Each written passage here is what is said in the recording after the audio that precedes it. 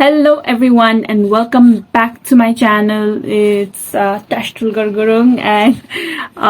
today I hope you all are fine and inspired. So हामीले चाहिँ writing task 1 सकिसक्यो हैन अहिलेसम्म and reading को half सकिसक्यो cuz मैले आधा बाटो जोइन गरेको थिए. So we will continue that later on हैन. And आज चाहिँ हामी के भन्छ रे writing task 2 को बारेमा कुरा गर्ने छौं. And yes, without any further ado, let's get into the video.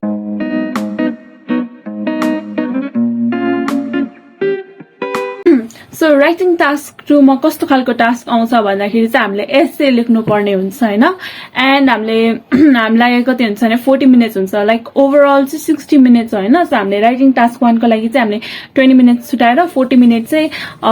Like essay को लागि राइटिङ टास्क 2 को लागि छुटाउने बिकज इट क्यारीज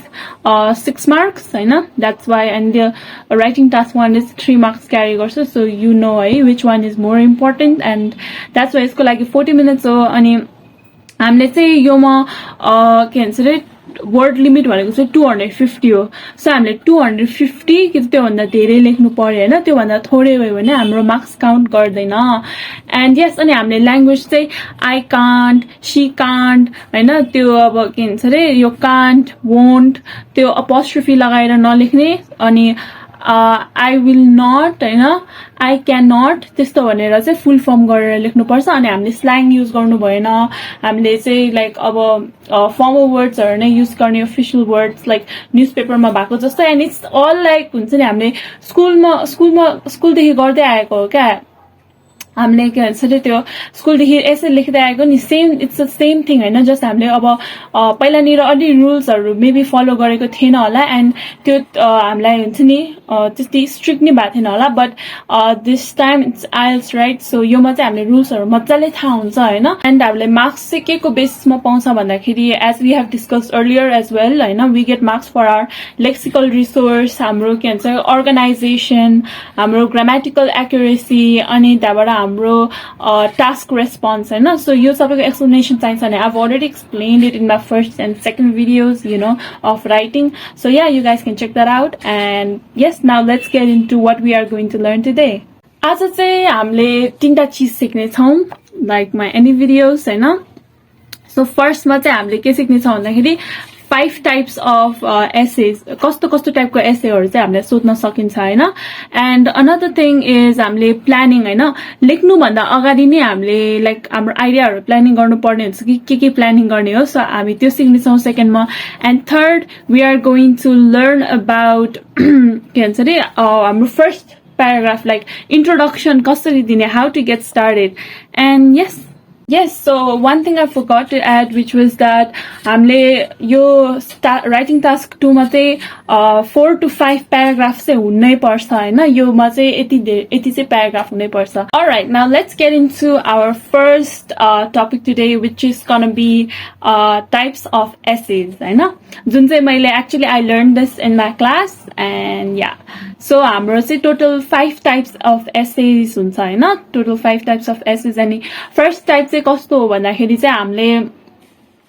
दुईटै भ्यू हुन्छ हैन क्वेशन दिएको हुन्छ अनि त्योमा चाहिँ दुईटा भ्यू देखाएको हुन्छ के अनि हामीले त्यो दुईटै भ्यू लेख्नु पर्ने हुन्छ हैन so introduction first view second view अनि त्यहाँबाट हाम्रो ओपिनियन लेख्नु पर्ने हुन्छ के हाम्रो ओपिनियन अनि त्यहाँबाट चाहिँ conclusion so it becomes total 5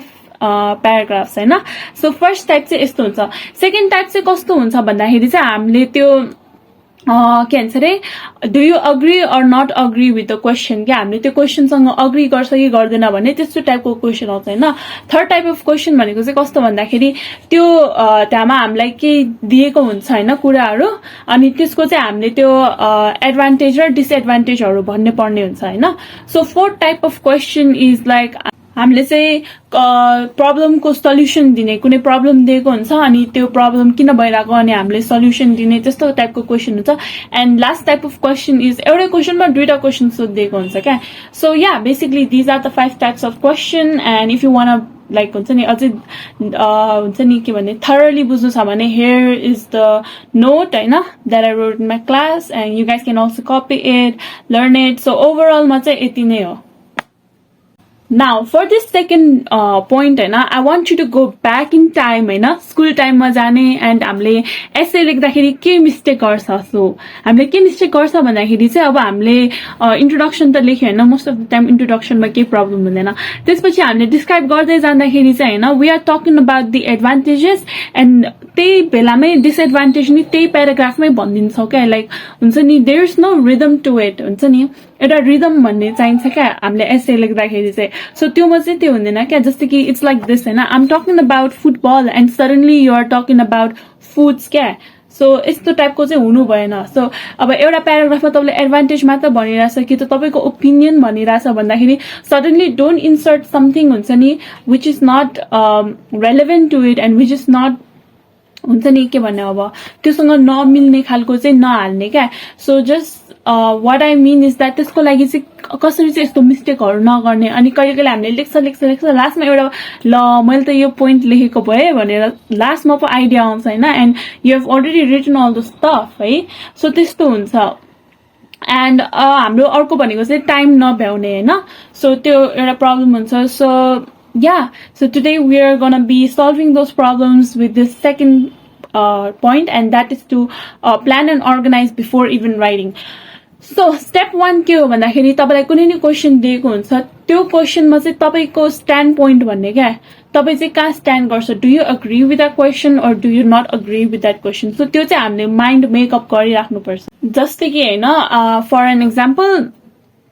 तपाईलाई चाहिँ यस्तो क्वेशन आएर होइन, सो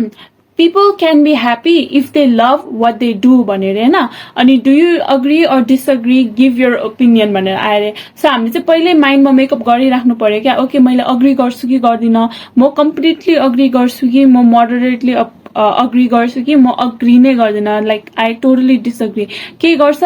लाइक तपाईँको चाहिँ एटिट्युड के छ होइन, तपाईँको स्ट्यान्ड पोइन्ट चाहिँ हो यसरी फिक्स गरेर राख्ने क्या माइन्डमा. एन्ड स्टेप 2 चाहिँ के छ भन्दाखेरि होइन, which is actually I think it's time consuming होइन, बट के भनेछ भन्दाखेरि चाहिँ मैले बुकमा पढेको होइन. सो यो चाहिँ के भन्छ भन्दाखेरि हामीले इम्पोर्टेन्ट पोइन्टहरू लाइक हामीले के चाहिँ थाहा छ होइन अबाउट द्याट क्वेसन. जस्तै कि अब हामीलाई मान्छेको ह्याप्पिनेसको बारेमा कतिको थाहा छ त, वी नो राइट. सो हामीलाई चाहिँ त्यसको बारेमा के थाहा छ, हाम्रो मान्छे र वर्क होइन, what we do and our happiness त्यो कसरी लिङ्क छ हामीलाई के थाहा छ, त्यो हामीले चाहिँ नोट डाउन गर्ने क्या लाइक त्यसको बारेमा. So that's step 2 actually. And I think it's time consuming, but let's see होइन. अब बुकमै भनेको छ it's written by the examiners themselves होइन, and that's why we should trust him, I guess. Yeah, trust them actually होइन. So yeah so second step भनेको चाहिँ त्यही हो, हामीले नोट डाउन गर्ने जे पनि हामीलाई थाहा छ त्यो टपिकको बारेमा होइन. एन्ड अल्सो एडिसनली होइन, तपाईँलाई यदि टास्क रेस्पोन्सको यसको मैले टास्क रेस्पोन्स को बारेमा लाइक हुन्छ नि के हो टास्क रेस्पोन्स भनेको मैले पहिले भनिसक्यो. इफ थाहा छैन भने छोटकरीमा भन्दाखेरि क्वेसनले सोधेको हरेक क्वेसन लाइक एन्सर गर्ने क्या. अब जस्तो कि मैले अघि भनेको थिएँ नि त, do you agree or disagree and give your opinion, यो तिनटै आउनु पर्यो क्या. अग्री ओके लाइक अग्री नि गर्ने डिसअग्री नि गर्ने अरे क्या. सो जस्ट तपाईँको ओपिनियन चाहिँ भन्नु पर्यो नि त. अनि like if you agree then explain all that होइन, त्यो त्यस्तो चाहिँ गर्नु पर्यो जस्ट होइन. if you agree then why agree, and if you disagree then why you don't why you disagree, अनि त्यसपछि के भन्छ अरे या your opinion. सो त्यस्तो गर्ने होइन. सो सब भ्याउनु पर्यो क्या. द्याट्स द टास्क रेस्पोन्स भनेको चाहिँ त्यो होइन. सो टास्क रेस्पोन्स स्कोर चाहिँ गर्नको लागि हामीले राइटिङ टास्क 2 मा के गर्नुपर्छ भन्दाखेरि हामीले आफ्नो ओपिनियनलाई डिस्क्राइब गर्नुपर्छ क्या. हामीले आफ्नो ओपिनियन लेख्नुपर्छ, अनि त्यसपछि त्यसलाई एक्जाम्पलसँग होइन, जुन चाहिँ एक्जाम्पल हाम्रो लाइफमा भएको एक्जाम्पल कि त केही पनि एक्जाम्पल त्यसले सपोर्ट गर्न सक्नु पर्यो होइन. कि त हामीले बाहिरै अब हुन्छ नि अब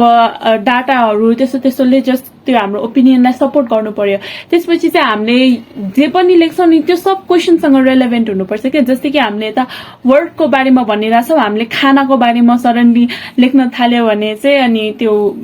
लाइक त्यो त एकदम रङ हुन्छ नि त. सो हामीले रेलेभेन्ट मात्र लेख्ने. And this is very very important है गाइज. हामीले धेरै जस्तो लेख्दा कहाँदेखि कहाँ पुगिरहेको हुन्छ नि त. जस्तै कि when we are having conversation as well होइन. सो हामीले के को कुरा गरेर हुन्छ नि त्यो त कहाँ पुग्छ नि त. So let's not do that होइन. Stick to the question and stick to the relevancy, just be relevant. So हामीले अब यस्तो नोटहरू बनाएपछि चाहिँ हामीले यो आइडियाहरूलाई अब कुन प्याराग्राफमा लेख्दा चाहिँ ठिक हुन्छ हैन अब जस्तै कि हामीले पोइन्ट लेख्दाखेरि हैन नोट लेखेपछि चाहिँ अब यो चाहिँ ल है यो चाहिँ म अग्रीमेन्टमा राख्छु अनि यो चाहिँ म किन डिसएग्री गरेको योमा राख्ने अनि या द्याट्स हाउ आम गन हुन्छ नि यसलाई यसरी छुटाउने सो हामीले इट्स भेरी इम्पोर्टेन्ट द्याट एसेमा प्याराग्राफहरू हुन्छ नि सेपरेट प्याराग्राफ हुनु पर्यो हैन त एन्ड त्यसलाई नै अर्गनाइजिङ भन्छ हैन त सो त्यसरी अर्गनाइज गरेर राख्नु पर्यो एन्ड गाइज मैले चाहिँ यहाँमा के थाहा भएको भन्दाखेरि अब why you agree and why you disagree त्यो अब दुईटा पोइन्ट लेख्दै हुनुहुन्छ नि त so you are writing both this points अनि यो दुईटैको पोइन्ट इक्वल हुनु पर्यो क्या सो द्याट्स कल्ड ब्यालेन्सिङ हैन सो त्यो ब्यालेन्स हुनुपर्छ भनेको छ हैन and I'm not sure how much correct that yeah let's see because मैले यो बुकमा भनेको क्या यस्तो भनेको छ सो या सो त्यसरी चाहिँ मिलाएर राख्नुपर्छ अरे ब्यालेन्स हुनुपर्छ अरे एन्ड यस स्टेप 4 भनेको त्यही हो तपाईँले आइडियाहरू जे पनि लेखिदियो कि इनफ छ कि छैन अनि कहाँमा चाहिँ कम परेको छ त्यो सोच्ने अनि लेख्ने and then you can actually write it down त्यसरी चाहिँ तपाईँले फास्ट अनि इम्पोर्टेन्ट पोइन्टहरू पनि लेख्न सक्नुहुन्छ क्या अनि कुनै पनि इन्फर्मेसन यसरी जगल हुँदैन होइन So yes, that was for the second point. Now our what we are going to learn हैन so last third point चाहिँ के हो भन्दाखेरि चाहिँ हामीले कसरी चाहिँ इन्ट्रोडक्सन लेख्ने हैन सो इन्ट्रोडक्सन लेख्दाखेरि सुरुमै हैन हामीले के गर्ने भन्दाखेरि क्वेशनलाई प्याराफ्रेज गरेर लेख्ने क्या so I have always emphasised and repeated this word called paraphrase because it's एकदम इम्पोर्टेन्ट हैन हामीले यो गर्ने पर्ने हुन्छ है सो हामीले चाहिँ त्यसरी लेख्नु पर्ने हुन्छ क्या क्वेशनलाई फेरि रिलेख्ने तर हामीले वर्डहरू युज गरेर सिनोनिम्स युज गरेर अनि जुन चाहिँ त्यही रेलेभेन्ट हुन्छ क्या जुन वर्ड चाहिँ त्यहाँ राख्न मिल्छ सो हामीले मिनिङ पनि बुझ्नु पर्यो नि त वर्डको so yes so the first thing you need to do is paraphrase the question अनि त्यो गरेपछि चाहिँ तपाईँले त्यो क्वेसनको हुन्छ नि क्वेसनमा युज भएको कुनै पनि वर्डको हामीले डेफिनेसन दिँदा हुन्छ क्या जस्तै कि अब मैले भने नि त ह्याप्पिनेस होइन क्वेसनमा ह्याप्पिनेस भन्ने छ जस्तै कि if people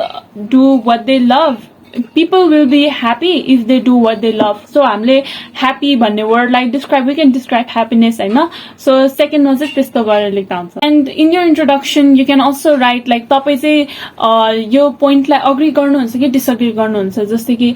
I think I totally agree with the question and त्यसरी भन्ने क्या जस्तै कि तपाईको स्ट्यान्ड पोइन्ट चाहिँ के हो भनेर तपाईले चाहिँ भन्नुपर्छ अनि त्यहाँबाट चाहिँ तपाईले आफ्नो इन्ट्रोडक्सनमा एउटा brief reaction to the question हैन एउटा brief reaction like yes it's so true that people most hours of the day people spend time working त्यस्तो भनेर अनि like a brief reaction and it's so true that it's connected to our happiness त्यस्तो भनेर लेख्ने अनि अर्को last भनेको चाहिँ तपाईले त्यो क्वेशनलाई नै समराइज गरेर एउटा क्वेशन मार्क दिने क्या so does what we do really affect our happiness does like so त्यसरी नै अब म does कि do हो त्यो कन्फ्युज भयो so just you have to question like that क्या त्यसरी समराइज गरेर क्वेशनमा you can also ask like that okay so that was it for today I hope you learned something new and I hope you liked my video अनि आज चाहिँ हामीले total summarise गर्यो भने हामीले के पर्यो भन्दाखेरि चाहिँ हामीले के चाहिँ अफ कोर्स राइटिङ टास्क 2 को बारेमा हल्का हैन कति टाइम लाग्छ त्यस्तो बुझ्यो अनि त्यसपछि हामीले टास्क 2 मा like how many types of essays are there भनेर बुझ्यो 5 टाइप्स अफ एसेज हैन अनि त्यहाँबाट we talked about planning and organising before writing हैन त्यो बुझ्यो अनि त्यसपछि के भन्छ अरे इन्ट्रोडक्सन नै कसरी लेख्ने सो हामीले त्यो बुझ्यो and I hope you learned something new, so thank you for watching my video and all the best.